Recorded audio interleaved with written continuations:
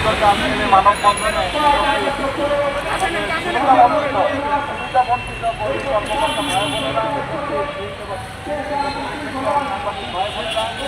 সকলকে জানাই সালাম, আসসালামু আলাইকুম ওয়া রাহমাতুল্লাহি ওয়া বারাকাতুহু। আজকের রমজান মাসে আমরা কেন রাস্তায় দাঁড়াবো? আপনাদের জানার দরকার 2000 সালের মধ্যে ইসলামী লাইফ ইন্স্যুরেন্স কোম্পানি জন্ম হয়েছে। তৃতীয় প্রজন্মের একটি কোম্পানি হয়েও বাংলাদেশের মধ্যে সাফল্য অর্জন করেছিল এবং আপনারা জানেন আমরা গ্রাহকের দাবি মাত্র এক সপ্তাহের মধ্যে প্রদান করতাম, কিন্তু হঠাৎ করে তাদের মধ্যে এই নজরুল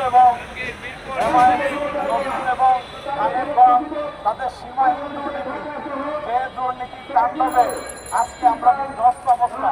প্রায় 2000 কর্মী কর্মকর্তা ছাড়া হয়েছে এবং 5 লক্ষ গ্রাহকের যাদের আমরা ম্যাচুরিটি দাবি পরিশোধ করতে পারছি না, তারা প্রতিনিয়ত আমাদের অফিসে আসতেছে, আমাদেরকে বিভিন্নভাবে হয়রানি করতেছে, মারমুখী অবস্থানে আছে।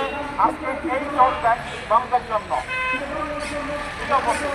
আজকে আপনাদের সাংবাদিক ভাইদের কাছে আমাদের যে বিষয়টি বলার জন্য আমরা আসি, সেটা হলো যে যারা খেটে খাওয়া মানুষ, দিনলিপি করা মানুষের বাড়িতে কাজ করে মানুষের কষ্ট করে সঞ্চয় করা টাকা, সেই টাকা তারা তাদেরকে আমরা তাদের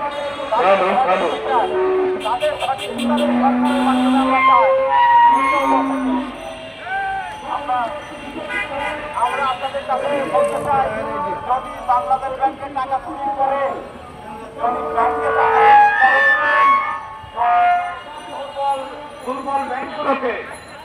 দুর্বল ব্যাংকগুলোকে যদি সরকার তারা সহযোগিতা করে থাকে এই ব্যাংকগুলোকে ঘুরে দাঁড়ানোর জন্য, তাহলে ফারিস্ট ইসলামী লাইফ ইন্স্যুরেন্সে কেন ইন্সুরা বা সরকার সহযোগিতা করবে না? সেখানে আমরা কোটি কোটি টাকা রাজস্ব সরকারকে প্রতি বছর দিয়েছি এবং যে রাজস্ব বাংলাদেশের ইন্স্যুরেন্স ইন্ডাস্ট্রির মধ্যে একটি শোচনীয় অবস্থা ছিল। এজন্য আমি আজকে সাংবাদিক ভাইদের কাছে অনুরোধ করতে চাই যে আপনাদের মাধ্যমে সরকারের কাছে যেন এটা পৌঁছায়, যে সমস্ত গ্রাহক যারা এখান থেকে 3 বছর 4 বছর 5 বছর হয়ে গেছে টাকা পাচ্ছে না, অন্তত এই চোরদেরকে আইনের আওতায় এনে তাদের কাছে টাকা উদ্ধার করে যেন এই গ্রাহকদেরকে বাঁচানো হয় এবং যাদের সুবিধা বঞ্চিত এবং সাদাইকৃত যে কর্মী কর্মকর্তারা ছিল, যদি ফারিস্ট আগের অবস্থানে আসে, ফারিস্টের বর্তমান চেয়ারম্যান ভাইস চেয়ারম্যান তারা কমিটেড যে আমরা তাদেরকে আবার এই চাকরিতে পুনর্বহাল করব, যদি আগের অবস্থানে চলে আসে। এই জন্য আমি আপনাদেরকে অনুরোধ করব যে আজকে আমাদের সাংবাদিক ভাই যারা আপনাদের ভূমিকা থাকার কারণে আজকে অনেক কিছু ভালো কাজ করা সম্ভব।